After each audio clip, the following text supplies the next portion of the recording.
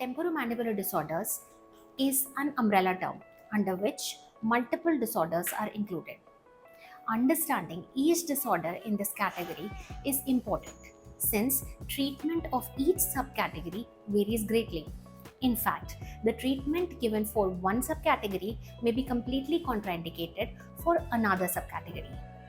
It is therefore important that these subcategories be clearly identified and defined so that proper treatment can be initiated.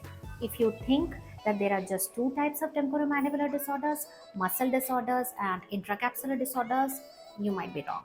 If you think that you can institute one treatment for all muscle disorders, you might be wrong. If you think you can give one treatment for all intracapsular disorders, you are definitely wrong. So stick to this video for next few minutes to clear all your concepts and to see what is the entire range of temporomandibular disorders and include all these disorders in your checklist when you are seeing a temporomandibular disorder patients and trying to guess what it is. So let's get started with the classification of temporomandibular disorders. Temporomandibular disorders are classified into four broad categories depending upon the area they originate from and the signs and symptoms. These four categories are: first, muscle disorders; second, intracapsular temporomandibular joint disorders; third, chronic mandibular hypomobility; fourth, growth disorders of the temporomandibular joint. Now, each of these broad categories are subdivided into multiple subcategories. Each subcategory can be distinguished from the other subcategory on the basis of clinical signs and symptoms. The treatment of each subcategory is also different. The first major category, muscle disorders, is subdivided into 5 subcategories. First, protective co-contraction, local muscle soreness, myofascial trigger point pain, myospasms, and chronic centrally mediated myalgia.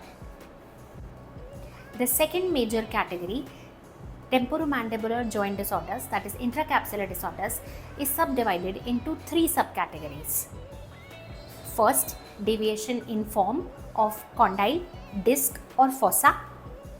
Second, adhesion of disc to condyle or disc to fossa.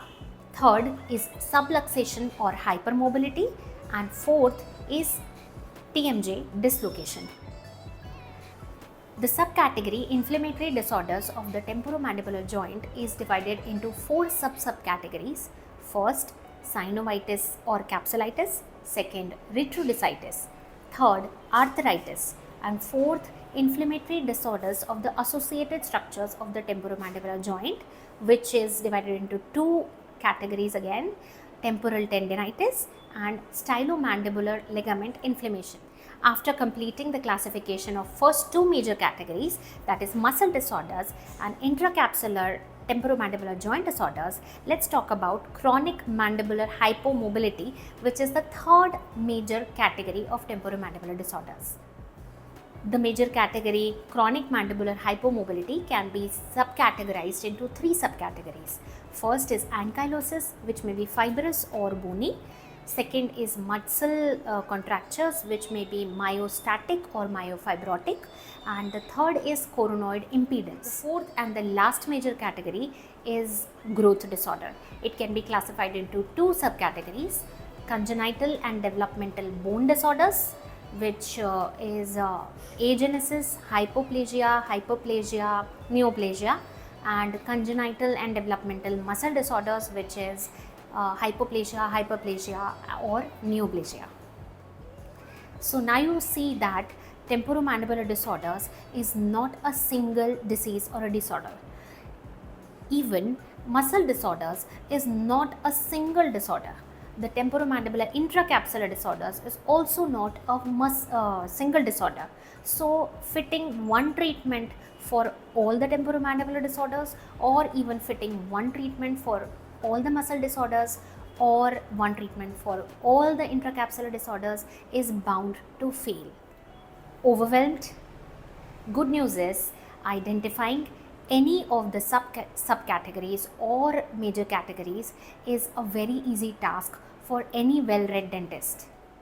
The clinical signs that are defined for each subcategory or subcategory or a major category are so clearly defined that it is very easy to pick up the diagnosis just by listening to patient's history, provided you know each of these categories and subcategories in detail. The treatment of any of the subcategory or major category is also short, provided you are a well-read person. So go ahead, stop treating temporomandibular disorders as either occlusomuscular disorders or joint disorders. Dive into understanding each of the subcategories in detail and your treatment will never fail. Hope I could make sense. This is me, Dr. Sanyukta, signing out, thanking you to listen to this video till the end.